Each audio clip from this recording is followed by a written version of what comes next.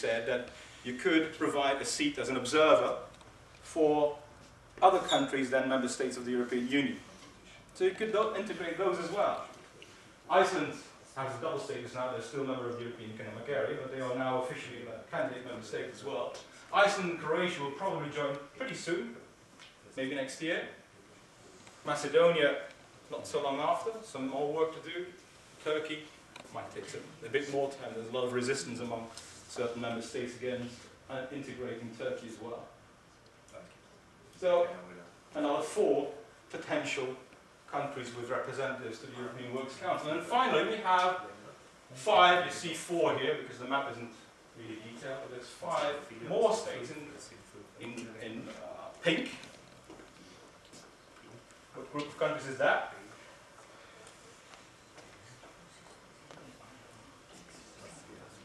No? Actually, the same kind. Well, yes, of course. So is Croatia, so is Macedonia. Yes. Yes. Those countries have also been recognized as possibly future, already today have been listed up by the European Commission, the European Parliament, as possible future member states. They haven't got the official label of candidate member states yet. The candidate member states are those with which there are negotiations. They have an official status. These other countries, Montenegro, Serbia, Kosovo, Bosnia-Herzegovina, and Albania, have been identified as those countries certainly will also at some point get the status of candidate member state, later on become an official member state of the European Union. So again, you could today already think about, if you have important activities in those countries, integrating them into your European Works Council. I haven't spoken about Switzerland. And Russia. There is this there is one smaller enclave of Russia. Yes. A bit more difficult, probably. I think most people agree that that's not really European, just a small part, also a bit like Turkey in some sense. But Switzerland is in the heart of Europe and doesn't want to belong to anything. So I can't give them any color but white, neutral, which doesn't mean, of course, that also in your European Works Council, certainly it would be good to try and integrate people from Switzerland. But as you see, this is a very, very wide scope of potential members. We have 39, let's say 40 with including Switzerland, 40 countries that you have to look at, where you potentially might find members for your European Works Council. But 40 countries, if you have one, if your company is present in all those countries and you have just one person from each country, that's already 40 members. So it brings about another level of difficulties to get all this organized. I know there's a few here that actually are more or less in that situation. So either you go for, which some groups have decided, European Works Council with 100 members, and a select committee with 20, 25, or you have to select in a different way, and indeed have maybe one, maximum 2 members per country. And you will still have to be able to get organized in that way. As I say, it's not just a national background, not just what's on your passport. I was born and have the nationality of a particular country. There's also cross-border, I would say, groups of cultures which are represented inside the European Works Council. You all here come from a Germanic cultural background, which includes obviously Austria, Germany, the Netherlands also fall under that scope. Belgium partially. Belgium is a bit on the border. Luxembourg also on the border between Germanic and Latin culture. Switzerland. But as you can see in the colours here, you have groups, the Nordic group with Finland, Sweden, Denmark, Norway, Iceland. You have the Anglo-Saxon culture, UK, Ireland, obviously. The Roman culture, the south of Europe, which also have their own typical way of thinking, of behaving differently in European Works Council. The Slavic group of countries, with those member states that came in over the last 10 years, more or less, going from the Baltics to potentially Macedonia, etc., who will be stepping into the European Works Council at some point, into the European Union, and then obviously the European Works Council at some point, and now also the Turkish influence in some way, which is increasingly becoming important in some of the other member states as well, due to migration. So you have this exchange constantly. And that's the cultural groups that you will indeed, again, find inside your European Works Council. And what I often see, and again here it is confirmed, what I often see is that those people tend to group together. Because you have a natural connection, you feel that you understand each other. But if you stay on those little islands, then your European Works Council won't function very good. You have to open up, you have to break through these cultural barriers that you have. But it's logical, it's normal. It's normal that you connect with somebody who speaks the same language and who thinks similarly, who has a similar background, etc. But to make a European Works Council function, you have to do a bit more than just stay with the people that we know best and that we feel good with. So, cultural heterogeneity that you find. As I said, a number of individual elements play a role as well, of course, and individual differences that we have between ourselves that we recognize also at national level, but are stronger even at the European level. On the one hand, just an example, you will have obviously people coming from trade unions. Wherever you come from, if you say to each other, I'm a trade unionist, you will automatically feel some connection. You say, okay, you're the good guys. You're from the trade union side. You may be from a very different trade union, but at least you're from a trade union. On the other side, you will have from different countries where the national system allows for non-trade unionists to be elected or appointed to a national or European Works Council. You will have people who have no relation with the trade union, and who therefore are not so easily integrated maybe, have different ideas about what a trade union should do, whether or not they would want to affiliate. Some people will not even want to affiliate. You might even be confronted with people who are very anti-trade union.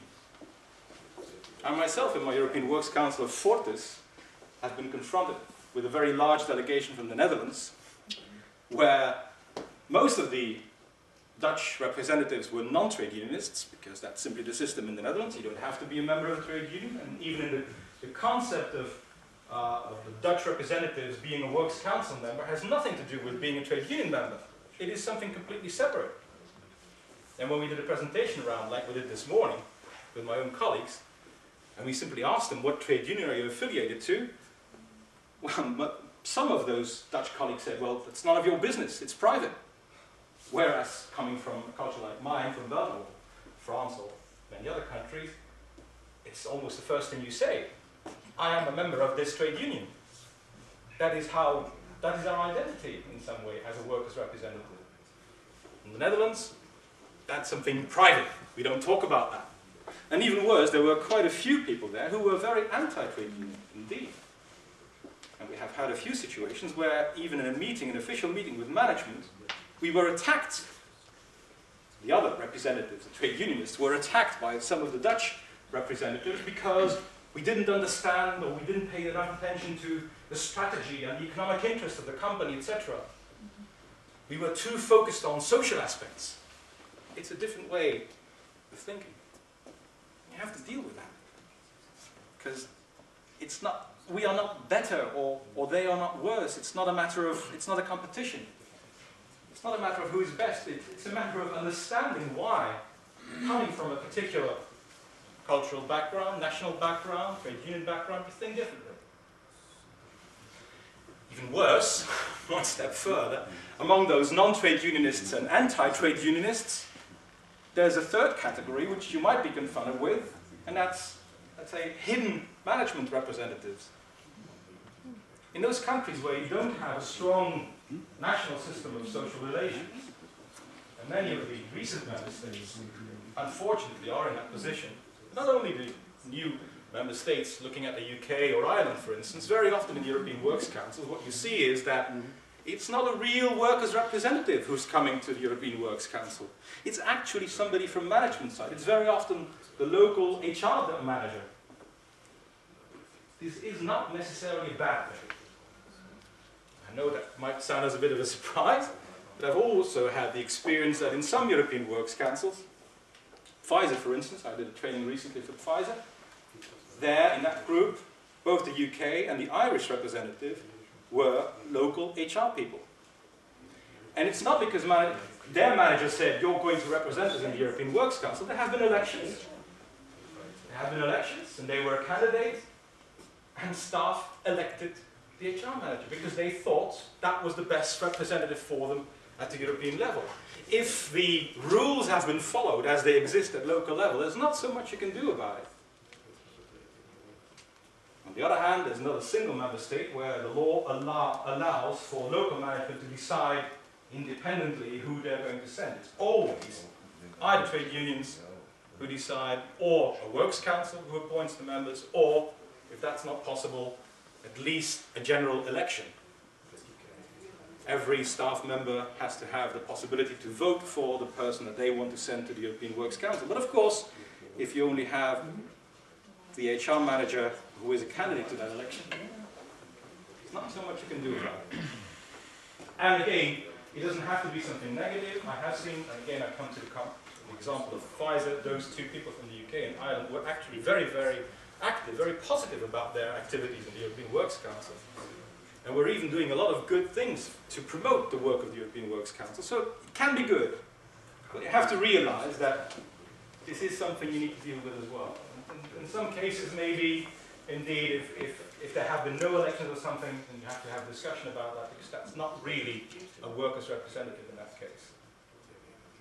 So already a diversity of trade union background or not, or anti, or even hidden management representatives. What you should find more and more is also a diversity in the composition between men and women on one side, but also with regard to the category and the sort of activities you come from. In the new European Works Council Directive, there is an article that says it's a recommendation. It's not an obligation, but there's a recommendation that says that in the composition of your European Works Council, you should try to take into account a balanced representation between men and women, but also according to the category, white collar, blue collar, lower management staff, young people, or the kind of activities of your group. In the Fortis group, we had a minimum guaranteed representation on one side for the bank people, on the other side for the insurance people. So that in no single country, one group, either bank or insurance, could take the whole set of mandates for that particular country. Guaranteed representation per activity. So you should find that more and more probably in the future. It brings about a problem of more heterogeneity, more diversity in the group, but it has the advantage of making the European Works Council more representative. So it's a bit of balance between two elements here. But again, an element that will bring about more differences, more different expectations. A last element of diversity in the group on an individual basis is certainly also the fact that you will always have completely new people who have no experience at all, sometimes no experience at all with European Works Council, but maybe some experience national, but also people who have indeed no experience at all, not even at national level, who have never been a workers' representative, who have, for some reason, been elected to become a European Works Council member, but don't even have a clue what social relations are, what a Works Council does, what this European Works Council is about. Completely new. And on the other hand, people who are very experienced. If you're lucky, you will have at least a mixed group like that. If you have people who are really experienced, who were there from the start for many years in the European Works Council, then you can take those new people on board quickly. It's important to make sure that they are integrated as soon as possible to move forward. Otherwise, you start all over again and again every couple of years. Because you have a rather high turnover in the European Works Council. I have chaired first as a secretary,